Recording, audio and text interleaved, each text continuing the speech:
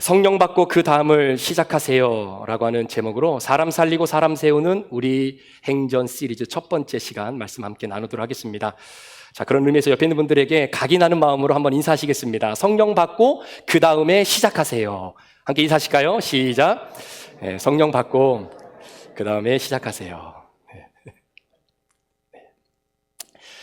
오늘부터 우리는 주일 말씀을 사도행전 말씀을 함께 묵상을 하려고 합니다. 특별히 제가 사도행전을 선택한 가장 큰 이유는 물론 66권 하나님의 성령의 감동으로 기록되어진 하나님의 말씀 안에 성령의 역사하심이 다 기록되어져 있기는 합니다. 그러나 사도행전 안에 그 어떠한 성경의 내용보다도 성령의 일하심이 굉장히 매우 구체적으로 기록이 되어져 있습니다. 그래서 보통 사도행전을 성령행전이다 이렇게 부르기도 하죠. 교회사적으로 보면 지금 우리가 살아가는 이 시대를 교회 시대라고 부르기도 하고요. 또 성령 시대라고 부르기도 합니다.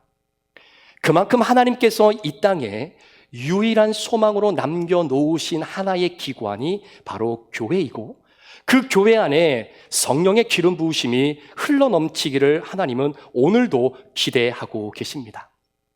여러분, 지구상에는 굉장히 수많은 교회들이 있지만 그 수많은 교회들 가운데에 성령의 도구로 쓰임받을 수 있는 교회를 하나님은 오늘도 눈을 뜨고 찾고 계신다는 사실이죠. 그래서 저는 그런 강력한 성령의 역사가 일어난 내용을 담고 있는 사도행전을 통해 우리 브릿지 교회도 그 원리를 말씀을 통해서 한번 깨닫고 특별히 2026년도 한 해 이 성령의 역사가 성경에만 기록되어져 있는 그런 문자적인 의미가 아니라 여러분의 삶에 그대로 재현되어지는 그런 놀라운 역사가 일어나기를 간절히 소망하고 그 믿음의 고백을 가지고 오늘 사람을 살리고 사람을 세우는 우리 행전 첫 번째 시리즈를 여러분들과 한번 시작해 보려고 합니다. 먼저 사도행전에 대한 간략한 소개를 좀 여러분들께 드리고자 하는데요. 당시 사도 바울의 동역자 중에 의사의 신분을 가지고 있는 누가라고 하는 사람이 있었습니다. 학자들에 따르면 사도행전은 누가라고 하는 사람이 기록했다라고 이야기하죠. 그리고 이 사도행전이 기록된 시기는 AD 60년에서 한 63년경에 기록이 됐다라고 보고 있습니다. 그런데 참고로 AD 60에서 63년경은 로마라고 하는 제국으로부터 기독교가 굉장히 핍박을 받고 있었던 때입니다. 그렇다면 왜 교회가 로마로부터 핍박을 받게 되었는지 그 이유를 좀 한번 들어봐야 되겠죠? 여러분, 당시 세계를 제패하고 있었던 나라가 바로 로마라고 하는 제국입니다. 여러분, 로마의 힘이 얼마나 대단한 나라였냐면요.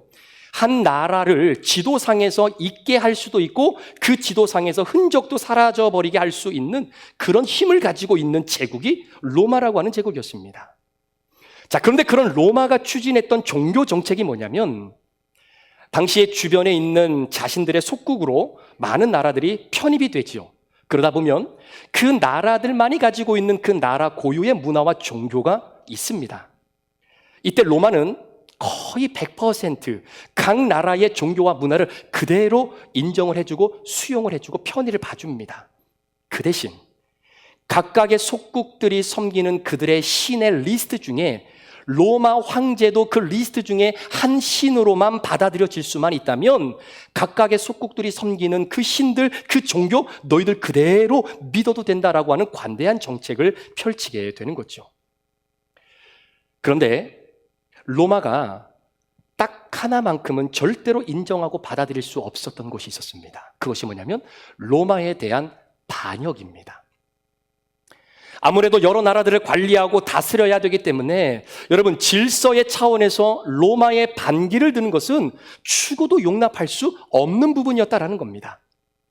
그런 측면에서 보면 강원도만큼의 크기의 그 이스라엘에서 발흥됐던 기독교, 그리고 그 기독교의 부흥의 현상이 로마의 입장에서는 좌시하고 있을 수만은 없었다라는 거예요. 참고로 당시 로마 관료 중에 타키투스라고 하는 사람이 썼던 글에 보면 예수라고 하는 사람은 티베리우스 황제에게 반역을 꾀하다가 실패하여 십자가에 처형당하 죽은 인물이다, 이렇게 기록이 되어져 있습니다. 그러니까 로마 당국의 눈에는 예수라고 하는 사람은 그저 한 시대에 잠시 나타났다가 세력을 모아서 로마의 반역을 일삼았지만 그 반역이 실패로 돌아가 처형당한 인물로 로마 사람들에게는 인식이 되어져 있다는 거죠. 그런데 한 가지, 여러분 역사에서 참으로 아이러니컬한 것은요, 보통 한 단체나 공동체의 리더자가 죽거나 그 자리가 공석이 되면 그 단체는 거의 힘을 발휘하지 못하는 것이 사실은 세상의 공식 아닙니까? 그런데 이상해요. 로마의 반역을 꾀하던 사람을 대표하는 그 예수가 십자가에 잡혀 죽었는데 기독교라고 하는 조직이 없어지는 것이 아니라 더 크게 부흥하고 발전한다는 사실입니다. 이게 이상한 거예요. 그래서 로마 당국에서는 야, 예수가 죽었는데 여전히 예수의 철학과 예수의 가치관을 소유한 이 땅의 교회가 당시의 반역자들의 잔당이다 라고 생각할 수밖에 없었던 겁니다. 그러니까 로마가 불안해할 수밖에 없는 거죠. 그냥 내버려둘 수 없는 상황이었습니다. 이유는 과거의 반역의 흔적을 가지고 있는 무리들이 이 땅에 남아있는 그리스도인들 교회라고 생각했기 때문입니다. 그래서 역사자료에 따르면 로마 당국이 야, 도대체 이 기독교에 속해 있는 이 그리스도인들이라는 사람은 도대체 어떤 사람들이냐라고 이들을 주도 면밀하게 검증할 시간이 필요했다라는 거죠. 그러자 누가라고 하는 사람이 당시에 로마 관료 중에 한 사람이었던 데오빌로라고 하는 총독에게 편지를 하나 쓰게 됩니다. 그 편지의 내용이 이런 거예요. 데오빌로요, 기독교인들은 당신이 생각하는 것만큼 그렇게 반역적이고 폭력적인 사람들이 아닙니다. 그리고 우리가 믿고 따르는 예수 그리스도는 반역의 선봉자에 선 사람이 아니라 이 땅에 우리를 구원하기 위해 오신 구원자, 하나님의 아들이십니다 라고 하면서 특히 예수님이 이 땅에 오신 목적과 그분의 사명을 하나씩 조근조근 설명할 필요가 있었던 거예요. 그래서 누가라고 하는 사람이 데오빌로라고 하는 총독에게 2번에 걸쳐서 편지를 쓰게 되는데 그것이 바로 우리가 갖고 있는 누가복음과 사도행전의 말씀입니다. 나중에 여러분들이 누가복음하고 사도행전을 읽어보시고 또 이해하시는데 조금이나마 도움이 되셨으면 하는 팁으로 한 가지 드릴 말씀은요, 여러분 누가라고 하는 사람이 누가복음하고 사도행전을 기록했습니다. 저자가 같아요. 그런데 예수님의 사역의 방향성이라고 하는 측면에서 보면 저자는 같지만 두 권의 책이 첨예하게 대립을 이루고 있는 것을 보게 됩니다. 예를 들면 누가복음은 예수님의 탄생부터 기록을 해요. 근데 예수님의 탄생 지역이 어디냐면 나사렛입니다. 참고로 나사렛은 이스라엘 지도 가운데에 제일 북쪽에 있는 지역이에요. 자, 그런데 33년 동안 예수님은 끊임없이 이 나사렛에서 이스라엘의 심장부라고 말하는 남쪽에 있는 예루살렘을 향해 끊임없이 남진하는 예수님의 사역의 방향을 누가는 그런 관점으로 기록했다라는 겁니다. 그런데 사도행전은 좀 달라요. 같은 저자인데 예수님이 십자가에 죽으시고 부활하시고 난 이후에 예루살렘을 중심으로 이제는 아시아와 유럽을 넘어서 당시의 땅끝이다라고 말했던 로마까지 예수님과 사도들의 사역의 방향의 여정이 기록되어져 있습니다. 자, 그런데 여기서 우리가 한 가지 짚고 넘어가야 될 것은 뭐냐면, 자, 누가복음도 사도행전도 예수님의 사역의 방향성이라고 하는 측면에서 보면 누가복음은 밖에서 안으로의 방향성의 설정, 그러나 사도행전은 안에서 밖으로의 사역의 설정으로 그렇게 기록되어 있다는 거죠. 자, 그렇다면 질문입니다. 이렇게 예수님의 사역의 방향과 사도들의 사역의 흐름의 방향이 밖에서 안으로, 안에서 밖으로 바뀌어질 수 있도록 이걸 누가 결정했느냐라는 거예요. 누가 결정했느냐라는 거예요. 여러분이 누가복음을 나중에 읽어보시면 한 가지 중요한 패턴이 나오는데요.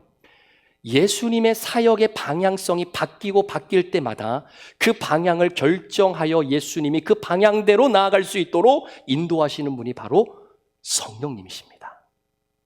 그러니까 예수님이 가고 싶은 대로 그날의 기분과 감정에 따라서 오늘은 이쪽으로 갈까? 남쪽으로, 북쪽으로, 그렇게 결정된 예수님의 사역의 방향이 아니라 그때 성령님께서 인도해 주시는 그 방향에 따라서 예수님이 사역하셨던 방향이 결정됐다라는 거예요.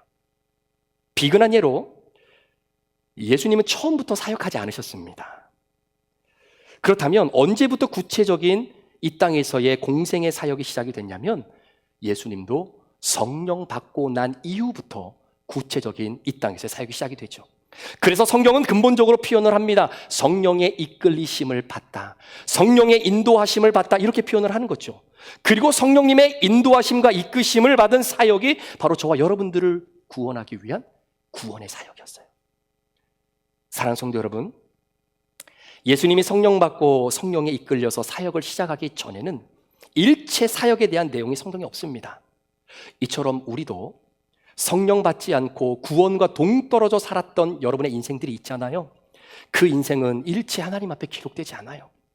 실제적으로 하나님의 뇌리 속에 기억되어지는 저와 여러분의 삶은 성령 받고 난 이후부터의 삶이 하나님의 뇌리 속에 계산되어지는 삶입니다. 그 말은 성령 받았다는 것은 예수님을 나의 인격자로, 구원자로 내가 받아들였다라고 하는 믿음의 고백이 있던 바로 그 순간부터 하나님의 뇌리 속에 우리의 인생은 기록이 되고, 그 기록된 인생 가지고 나중에 하나님 앞에 평가받는 겁니다. 여러분, 제자들을 보세요. 제자들도 성령 받기 전까지는 아무것도 안 합니다. 아니, 아무것도 못 합니다.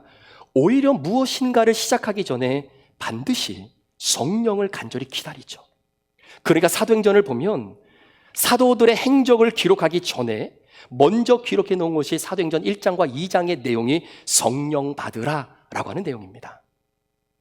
따라서 성도의 삶은 성령의 음성을 들으셔야 되고요, 성령의 이끌리심을 받아야 되고, 성령님이 원하시는 방향대로 살아가는 겁니다. 그것이 사도행전이고요, 사람을 살리고 사람을 세우는 우리 교회가 나아갈 우리 행전의 시작입니다. 그래서 어떤 목사님이 그런 말씀을 하시더라고요. 목회자들에게 있어서 가장 치욕적인 욕이 있답니다. 이걸 가르쳐 드릴 테니까 저한테 하지 마세요. 목회자들에게 가장 치욕적인 욕이 뭐냐면, 야, 너 성령 받지 말고 목회해라. 너 성령 없이 목회해라. 성령 없이 목회나 해라. 이 말이 목회자들에게는 가장 치욕적인 욕이다라는 거예요. 왜냐하면 목회는 성령님이 도와주지 아니하시면 할 수가 없거든요. 그러니까 목회도 성령 받지 않으면, 성령께 민감하게 반응하지 않으면, 여러분, 이거는 비즈니스가 아닙니다. 무용지물이 될 수밖에 없는 거죠. 그래서 여러분들은 저에게 여러분의 기도 제목을 보내주셨잖아요. 저의 기도 제목은 저와 우리 가정이 성령에 민감한 그런 목회자, 그런 가정이 되도록 저를 위해서, 우리 가정을 위해 여러분들이 기도를 해주셔야 됩니다. 그래야 목회를 할 수 있거든요. 자, 그렇다면 이렇게 귀하고 소중한 성령님이 우리에게 임하시게 되는데, 어떻게 성령님이 우리 안에 임하시느냐? 잘 들어보세요. 여러분, 성령님은 공식화된 방식으로 임하시는 것이 아니라 성령님은 인격적인 분이시기 때문에 주권적으로 우리에게 임하십니다. 따라서 약속하신 성령님이 우리에게 임하시도록 그럼 우리는 무엇을 준비해야 되느냐? 자, 오늘 두 가지를 여러분 말씀드릴 텐데, 이 두 가지를 잘 기억하셔서 성령님과 함께 동행하는 한 주가 되길 원합니다. 첫 번째는요, 여러분, 우리가 성령을 받으려면 나의 죽음은 필수입니다. 한번 따라 하실까요? 나의 죽음은 필수입니다. 별로 안 죽고 싶으세요? 자, 죽어야 됩니다. 나의 죽음은 필수입니다. 여러분, 죽음이 없는 자리에는 성령님이 존재하지 않습니다. 자, 오늘 3절 말씀을 한번 스크린을 통해 보십시오. 예수께서는 고난을 받으신 뒤에 자기가 살아계심을 여러 가지 증거로 드러내셨습니다. 그는 40일 동안 사도들에게 여러 차례 나타나시고 하나님 나라를 두고 여러 가지 일을 말씀하셨습니다. 자, 2026년부터는 여러분들에게 띄워드리는 성경의 버전은 표준 3번역으로 여러분들에게 띄워드릴 거예요. 조금 이해하시기 편하시도록. 자, 오늘 이 본문 말씀에서 우리가 관심을 가져야 되는 부분이 뭐냐면, 자기가 살아계심을 여러 가지 증거로 드러내셨다라고 하는 표현입니다. 자기가 살아계심을 여러 가지 증거로 드러내셨다. 자, 그렇다면 자신이 살아난 것을 여러 가지 증거로 나타내셨던 주체가 누구입니까? 예수님이에요. 예수님입니다. 자, 그런데 누가는 지금 예수님이 죽었다가 다시 나타나셨다라는 거예요. 자, 그런데 죽음이, 예수님이 죽으셨다가 어떻게 다시 나타나시겠느냐라는 거죠. 그러니까 누가의 관점에서는 예수님이 죽었는데 다시 나타났다는 것은 중간에 뭔가 일이 있었다라는 거예요. 이게 없이는 예수님의 죽음이 부활로 나타날 수 없다라는 겁니다. 자, 그렇다면 예수님의 죽음과 예수님의 나타나심, 이 중간에 무슨 일이 있었느냐? 고린도전서에 보면 사도 바울이 이 중간에 있었던 일을 명확하게 이야기하는데, 그게 뭐냐면 예수님이 죽으셨다가 살리는 영을 받으셨다라는 거예요.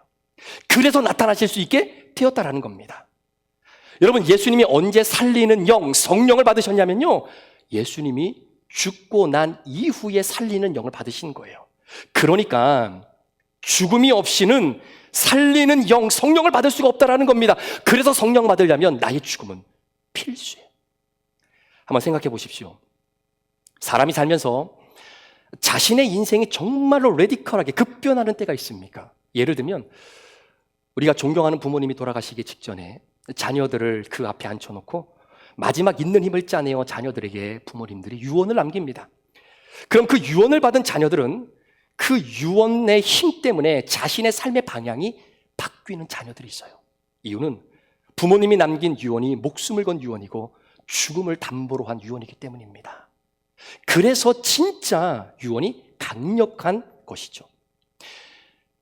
예전에 이태석 신부님의 이야기를 다룬 다큐멘터리를 본 적이 있는데요, 아마 여러분도 아시는 분도 계실 거예요. 이태석 신부님은 서울대 의대를 나오신 분이세요. 앞길이 창창하게 열려있던 분입니다. 그런데 그분이 서울대 의사를 포기하고 남수단의 선교사님으로 가셨어요. 아무것도 없는 그 현장에서 병에 걸린 한 사람 한 사람을 예수님의 마음으로 치유해 주셨습니다. 그렇다고 뭐 멋있는 병원 건물이 있었던 것도 아니고요, 최신식의 의료 서비스를 가지고 진료한 것도 아니었습니다. 그런데 애석하게도 얼마 안 있다가 이태석 신부님이 암에 걸리게 되고 결국은 소천하셨죠. 신부님이 돌아가시고 난 이후에 마을 사람들의 마음에 지진이 일어나기 시작하는 겁니다. 도대체 이태석 신부님 안에 살아계시는 예수님, 저분이 우리에게 보여주신 하나님의 사랑의 존재, 크게 궁금해지기 시작하는 거예요. 그러면서 마을 사람들이 예수님을 알고 예수님을 믿게 되고, 심지어 그 마을에 57명의 의사가 배출됐다라고 하는 놀라운 이야기를 본 적이 있습니다. 이것이 가능할 수 있었던 것은 이태석 신부님이 세상을 떠나기 전 사람들에게 목숨을 건 유언을 남겨놓았기에 이게 가능한 거예요. 여러분, 목숨을 건 기도, 목숨을 건 전도, 목숨을 건 사역, 이런 사람을 누가 막을 수 있겠습니까? 이것이 바로 사도행전의 이야기입니다. 자, 그렇다면 오늘 우리가 함께 생각해 봐야 할 부분은 이거예요. 하나님이 오늘 숨쉬고 살아가고 있는 나에게 허락하시는 죽음이 있습니다. 나의 말에 힘을 실어주는 죽음이 있습니다.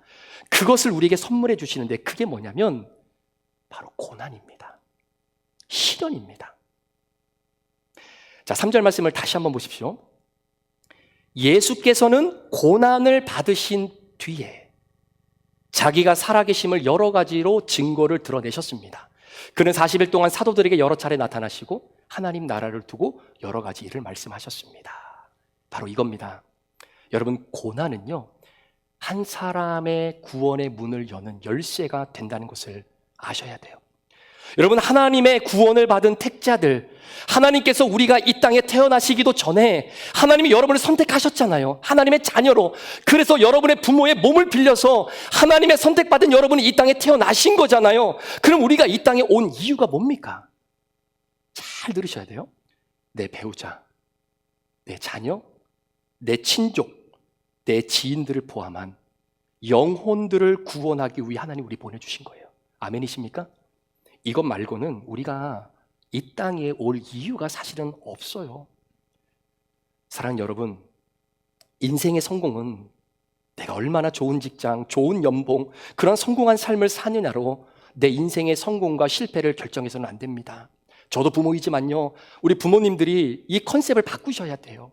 내가 부모로서 자녀를 잘 키워야죠. 최대한 서포트해야 되죠. 맞아요. 그게 잘못된 것이 아닙니다. 우리 자녀들을 훌륭하게 키워서 좋은 대학, 좋은 배우자, 좋은 직장에 들어가서 우리 자녀들이 행복하게 잘 살 수 있도록 진짜 멋있게 부모로서 키워내야 되겠죠. 그런데 여러분, 그럼에도 불구하고 그렇게 키워냈다고 부모로서 내가 성공했다고 말할 수 있는 게 아닙니다. 우리 부모가 정말로 자녀들 앞에 성공했다라고 하는 부모의 기준은 내 자녀가 예수를 믿고 구원 받았느냐 안 받았느냐, 이게 중요한 거예요. 여러분, 내 자녀가 예수 믿지 않고 지옥 가면요, 그 부모님은 죄송하지만 실패한 인생입니다. 이건 애누리가 없어요. 타협이 없습니다. 실패하시면 안 되는 거예요. 우리 성도 여러분, 저와 여러분의 인생의 기준은 바로 이런 것이 아니지 않습니까? 나를 통해서 얼마나 많은 영혼들이 천국에 가고 예수님을 발견할 수 있는 그 가교적인 브릿지 역할을 얼마나 잘 감당했느냐에 달려있다는 거예요. 영혼 구원입니다. 사람 살리고 살렸던 그 사람이 나처럼 그리스도의 제자로 세워질 수 있는 것, 이것 가지고 하나님 앞에 우리 평가받는 것이 저와 여러분의 삶입니다. 그런데 이 복음을 전하려면 말의 능력이 있어야 되잖아요. 복음에는 능력이 있는데 그 복음을 말로 전하려면 내 말의 능력이 있어야 되는데, 여러분, 무능한 말은 그 어떠한 사람의 마음도 움직일 수 없습니다. 무능한 말은 어떠한 사람의 마음에 이 구원의 문을 열 수도 없습니다. 그런데 이 능력을 얻기 위해서 반드시 있어야 되는 것이 뭐냐면 그게 바로 나의 죽음이에요. 고난을 통과하면서 하나님이 내게 주신 메시지를 정확하게 확실히 받은 증거가 우리에게 있어야 됩니다. 이 고난을 통해서 내가 하나님께 받은 확실한 말씀이 있어야 되는 거죠. 말로 표현할 수 없는 그 고통과 고난 가운데 말씀 붙잡고 내가 살아내본 경험이 있어야 돼요. 이게 확실한 증거가 돼야 내 말에 능력이 있는 겁니다. 이거 원고에 없는 이야기입니다.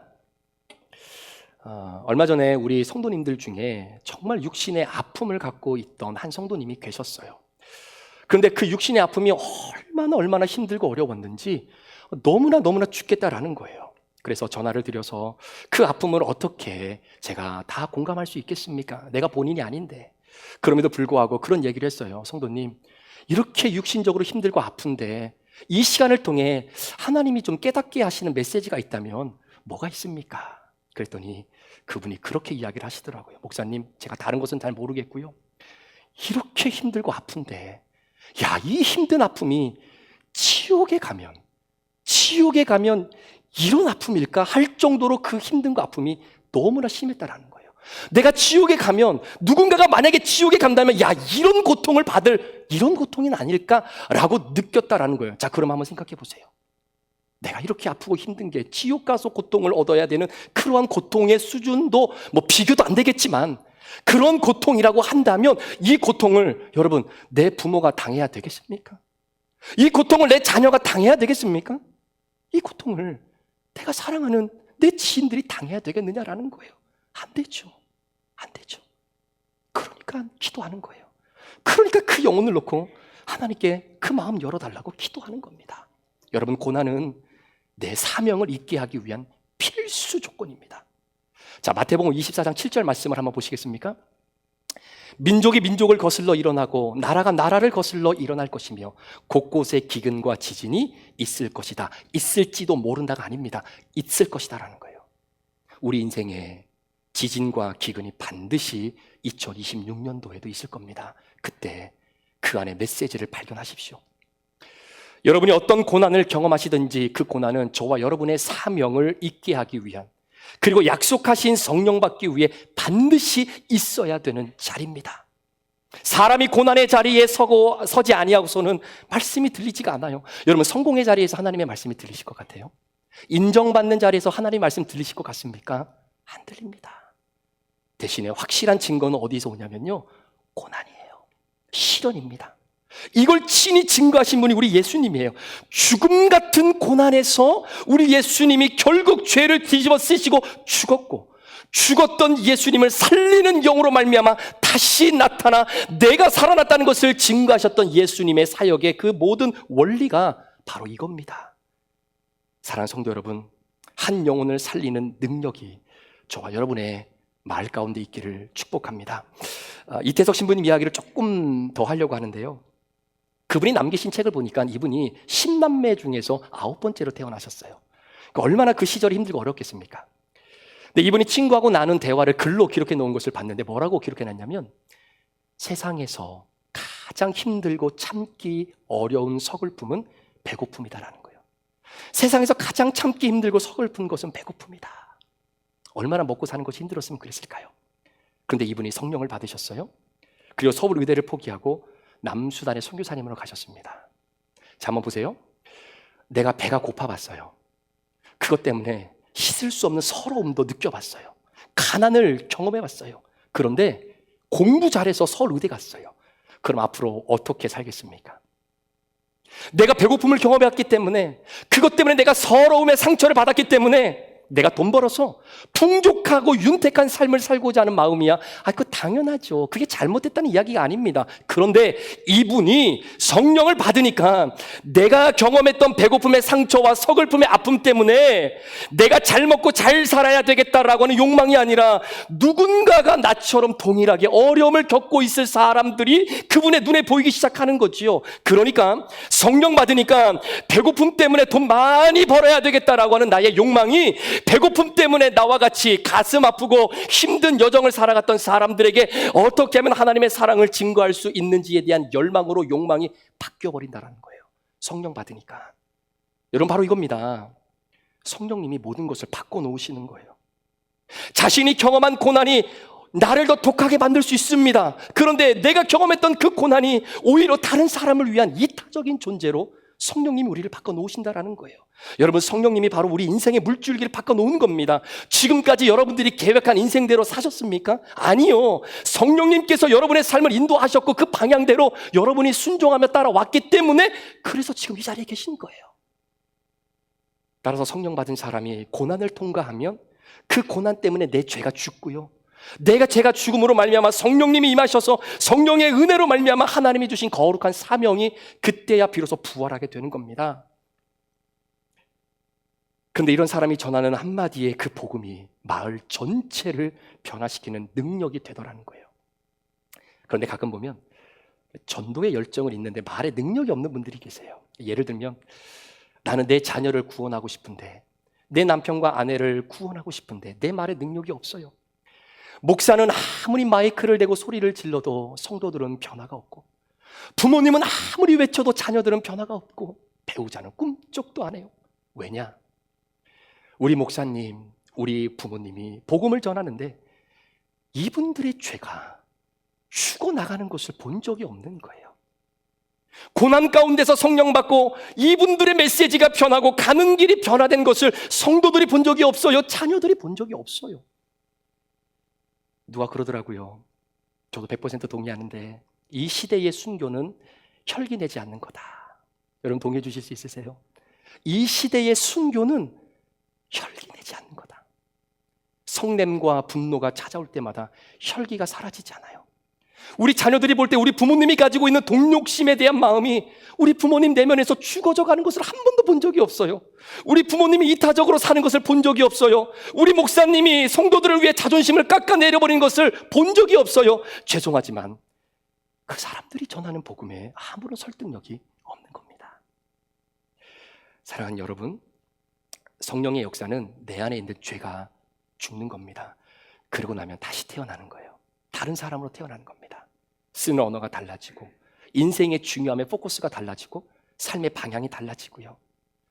이것이 인생의 고난 가운데 말씀이 들렸고, 그리고 성령을 받았기 때문에 다른 사람으로 나타나 영혼 구원이 그때야 열리는 거죠. 성령 받기 위해 가장 중요한 필수, 내가 죽어야 됩니다. 그래야 성령님이 역사하시는 거예요. 자, 그리고 두 번째는요, 성령 받기 위해서는 예루살렘을 떠나지 말라라고 본문이 이야기합니다. 4절 말씀을 한번 보십시오. 예수께서는 사도들과 함께 계시는 동안에 그들에게 명하시기를, 너희는 예루살렘을 떠나지 말고 내게서 들은 아버지의 약속을 기다려라. 여러분, 제자들이 예루살렘을 떠나지 않고 약속하신 성령을 받을 때까지 기다리는 것이 쉬웠을까요? 어려웠을까요? 우리 학생들한테 물어봐야지. 쉬웠을까? 어려웠을까? 어려웠을 거예요. 강의 화이팅. 어려웠을 거예요. 네.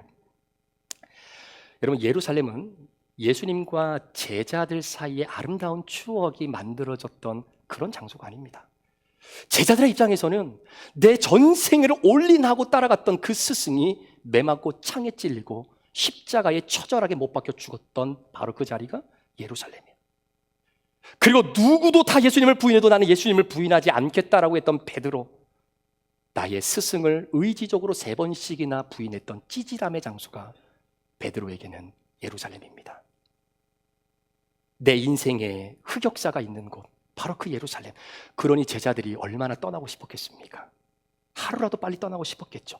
그런데 예수님이 말씀하시는 거예요. 성령 받으려면 예루살렘을 떠나지 말고 기다리라는 겁니다. 사랑하는 여러분, 오늘 여러분들에게 정말 고통스러운 장소가 혹시 어디입니까? 혹시 여러분들의 뇌리 속에 잊고 싶은 기억들이 있잖아요. 내 인생의 흑역사의 수치와 죄패가 달려져 있는 바로 그 지점. 우리 학생들은 떠나고 싶은 곳이 있다면 어디겠습니까? 우리 학생들 어디를 떠나고 싶어요? 나 여기서는 좀 떠나고 싶다. 학교.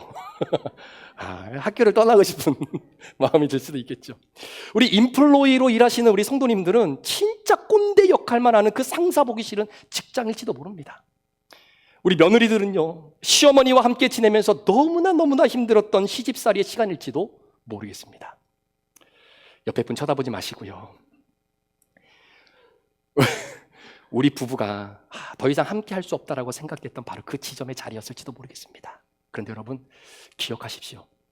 성령님의 은혜로 내가 잊고 싶고 돌아가고 싶지 않는 그 흑역사의 수치와 죄패가 심겨져 있었던 그곳이 하나님의 말씀으로 해석되지 않는 채 예루살렘을 떠나면 안 됩니다. 아시겠죠? 왜냐하면 부활하신 주님은 꽃길에서 저와 여러분을 만나주시는 것이 아니라 내가 100% 죄인이었던 자리, 내가 아무것도 할 수 없다라고 스스로 고백했던 바로 그 자리에서 다시금 나를 만나주시기 때문이에요. 여러분, 사람은 예루살렘에서 성령 받는 겁니다. 우리 예수님이 어디에서 성령 받고 부활하셨냐면요, 무덤이에요. 좀 더 정확히 말씀드리면 무덤 안에서 성령 받고 부활하신 겁니다. 무덤은 죽음의 자리, 실패의 자리였어요. 그런데 그 죽음과 실패의 예루살렘 자리가 성령 받는 자리가 되는 겁니다.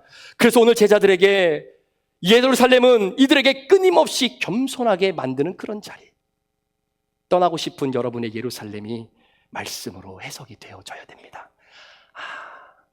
그때 하나님이 그래서 나를 이 상황 속에, 그래서 이 경험을, 그래서 이렇게 무릎 꿇게 하신 이유가, 그래서 하나님이 이렇게 하셨구나 라고 하는 메시지를 발견해야 성령이 임한다라는 사실이에요. 말씀을 마무리합니다. 우리 인생은 성령님의 인도하심이 없이는 불가능합니다. 그래서 우리가 성령을 받아야 되는 거예요.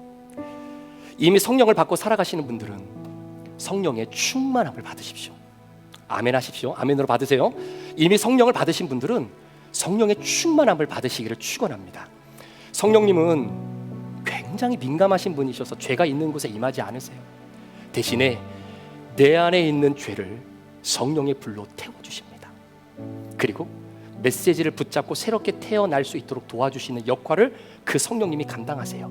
그래서 성령님은 오늘도 내가 이 땅을 살아가는 내 삶의 이유와 목적이 영혼을 구원하는 일이다, 사람 살리는 거다, 사람 세우는 것이다 라고 우리에게 가르쳐 주시고 인도해 주십니다. 그리고 실패와 수치, 고난과 내 인생의 흑역사가 고스란히 남아있는 예루살렘에서 다시금 나를 만나주심으로 변화받고 거듭난 인생으로 살아가도록 그 성령님이 오늘도 여러분의 문을 두드리고 계시는데 왜 이분을 우리 마음속에 모시지 않을 이유가 뭐가 있겠느냐라는 거예요. 여러분, 마음의 문을 활짝 여십시오. 그리고 성령님, 내 안에 들어오셔서 나의 죄를 성령의 불로 태워주시고 온전히 하나님의 사람으로 나를 거듭날 수 있도록 주여 나를 붙잡아 달라고 여러분의 마음의 문을 열기 시작할 때 올 한 해 성령님께서 여러분의 삶의 인생의 방향을 그때마다 결정해 주실 겁니다. 인도해 주실 겁니다. 여러분의 판단과 지혜로 살지 말고 성령님이 인도해 주시는 대로 한번 살아보십시오. 하나님께서 2026년도 한 해 놀랍게 인도하시고 역사하실 그 축복의 주인공들이 제가 되기를 소망하고 우리 모든 성도님들이 되시기를 주의 이름으로 간절히 축원합니다. 기도하시겠습니다.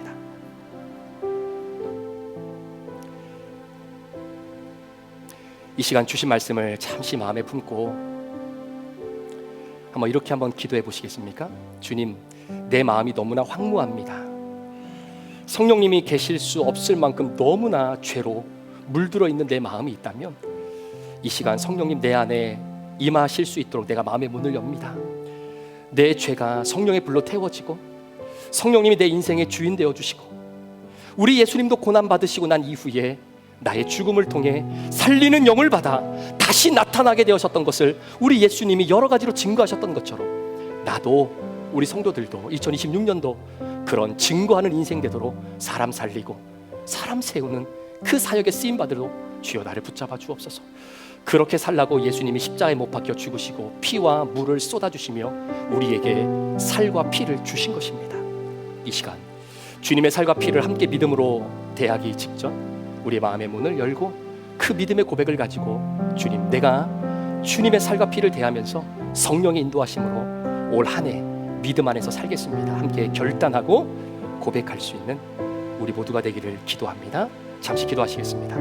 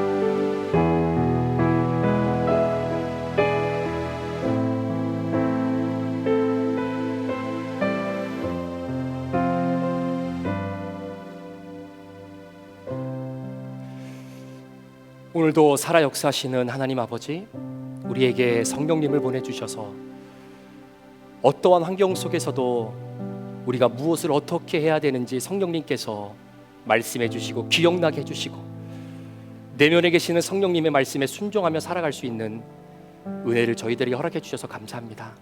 오늘 2026년도 첫 주일 첫 성찬을 주님 앞에 올려드리면서 오늘 예수님이 나에게 우리들에게 허락해 주신 주님의 살과 피를 믿음으로 대할 때 우리 안에 성령님을 모시고 살지 않았던 사람들이 있다면 주님의 살과 피가 내 안에 들어가는 순간 내 마음의 문이 열려 성령님을 모시고 살아가는 인격적으로 예수님 만나는 시간 되게 하여 주옵소서. 또한 성령님을 모시고 살아간다고 하지만 그분의 말씀에 전혀 귀 기울이지 않고 여전히 내 머리를 의지하고 내 경험을 의지하며 살았던 성령님께 단 한 번도 물어보지 못하고 어떻게 할까요? 어떻게 하는 것이 성령님이 원하시는 일입니까? 라고 하는 질문 한 번 던지지 못하고 살았던 우리의 연약한 삶의 모습이 있다면 주의 살과 피를 대할 때 우리 안에 성령의 충만함을 허락해 주셔서 성령님께 여쭤보고 성령님 인도하시는 대로 성령님께서 말씀하시는 대로 주시는 마음대로 순종할 수 있는 주님의 귀한 자들 될 수 있도록 도와주시고 무엇보다 큐티를 통해 말씀으로 말씀해 주시는 주님의 말씀 앞에 순종하고 그 말씀 적용하며 살아가는 성령의 인도를 경험하는 우리 성도들 되게 하여 주옵소서. 이 시간 모든 성도들 성찬에 참여하는 모든 성도들을 주의 영으로 함께해 주시길 원하며 예수 그리스도의 귀하신 이름으로 기도합니다. 아멘. 예수님께서 유월절 마지막 만찬을 놔두시면서 제자들에게 떡을 떼어 주시면서 말씀하셨습니다. 받아 먹어라. 이것은 내가 너를 위하여 찢기는 나의 몸이다 라고 말씀하셨습니다. 예수님께서 제자들과 함께 식사를 마치시고 난 이후에 잔을 들어 제자들에게 주시면서 말씀하셨습니다. 받아 마셔라. 이것은 내가 너를 위해 흘리는 나의 피, 나의 생명, 나의 영, 곧 언약의 피니라. 내가 너에게 주는 살과 마시게 하는 잔을 대하지 않는 사람들은 나와는 아무런 상관이 없는 자다라고 주님 말씀하셨을 만큼 주님의 살과 피를 먹는 주의 자녀들은 주의 영인 성령을 의지하며 살아가는 사람들입니다. 오늘 예수님께서 제자들과 마지막 유월절 만찬을 끝으로 더 이상 제자들과 이 땅에서 함께 조우할 수는 없었지만 하나님이 예비하신 바로 그 성령, 살리는 영으로 제자들과 함께 하셨던 것처럼 오늘 주님의 살과 피를 대하는 성도님들의 삶 속에 오늘도 내주하시는 성령님과 함께 동행하시는 복된 한 주, 또 복된 한 해가 되기를 축복합니다.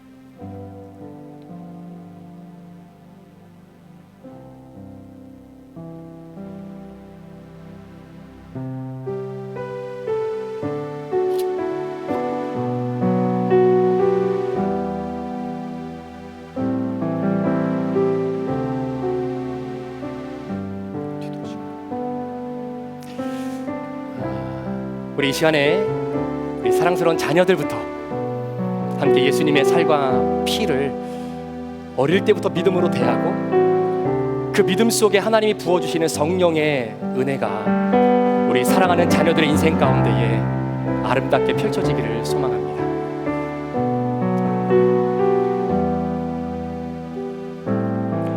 우리 예수님의 살과 피가 우리 아이들의 마음속에 젖어 들어갈 때에 우리 아이들이 하나님이 기뻐하지 않는 그 길을 걸어가려고 할 때마다 성령님이 막아주시는 그런 은혜가 있기를 소망합니다. 우리 세례 성찬 팀장님의 지도를 받아서 뒤에서 우리 한 분씩 함께 주의 살과 피를 믿음으로 대하겠습니다.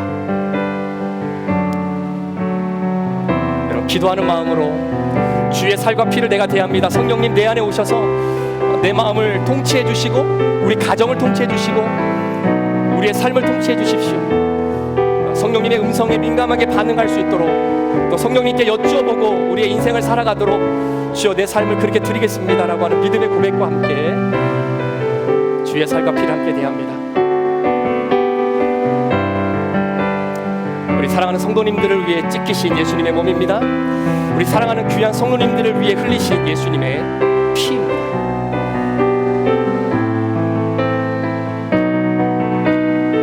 오늘도 말씀을 함께 하시는 하나님, 오늘도 예전을 통해 우리 함께 하시는 하나님, 그 보이는 말씀과 보이지 않는 말씀, 그 모든 것들이 여러분의 삶 가운데에 충만히 넘쳐나기를 원합니다. 우리 사랑하는 귀한 집사님, 귀한 성도님들 위해 찢기신 예수님의 몸입니다. 우리 사랑하는 성도님들을 위해 흘리신 예수님의 피입니다.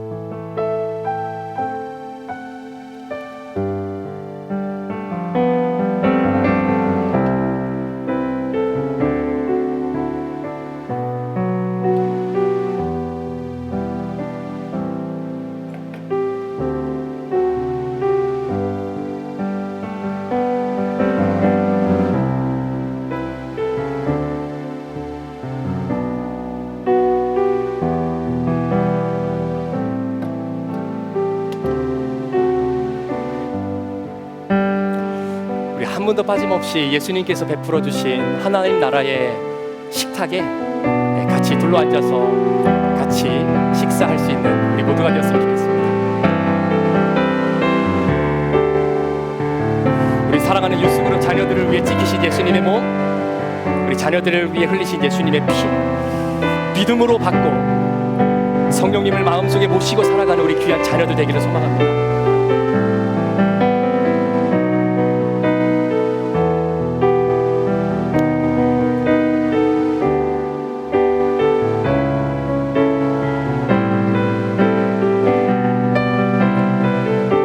빠짐없이 같이 주님께서 베푸신 식탁 다시 한번 누리기를 원합니다.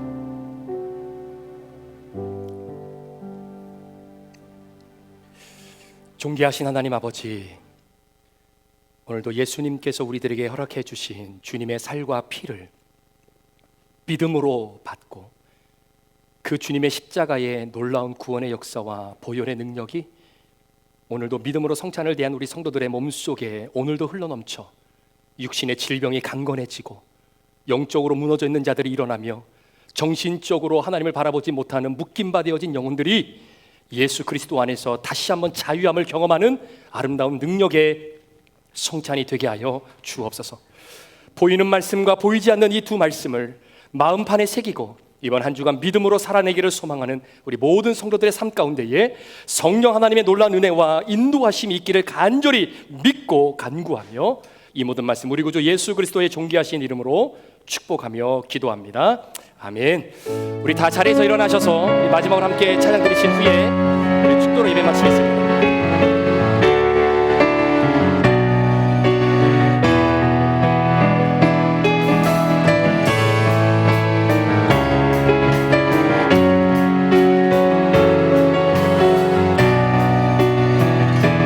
이 땅의 황무함을 부숴서 이 땅의 황무함을 부숴서 하늘의 하나님 긍휼을 베푸시는 주여 우리의 죄악 용서하소서 이 땅 고쳐주소서 이제 우리 모두 하나 되어 이 땅에 무너진 기초를 다시 쌓을 때 우리의 우상들을 깨우신 성령의 불이 임하소서 등의 불길 타오르게 하소서 진리의 말씀 이 땅 새롭게 하소서 은혜의 강물 흐르게 하소서 성령의 바람 이제 불어와 오 주의 영광 가득한 새날 주소서 오 주님 나라 이 땅에 기가 두개 불길 타오르게 하소서 두개 불길 타오르게 하소서 주의 말씀 이 땅 새롭게 하소서 은혜의 강물 흐르게 하소서 성령의 바람 이제 불어와 오 주의 영광 가득한 새날 주소서 오 주님 나라 우리 두 손 높이 들고 한번 마지막으로 찬양하겠습니다. 우리 두 손 높이 들고 주여 우리 가정에 계신 동에 두개 불길 아멘 두개 불길 타오르게 하소서 진리의 말씀 이 땅 새롭게 하소서 은혜의 강물 흐르게 하소서 성령의 바람 이제 불어와 오 주의 영광 가득한 새날 주소서 오 주님 나라 이 땅에 기가 오 주님 나라 이 땅에 아멘 오 주님 나라 이 땅에 기가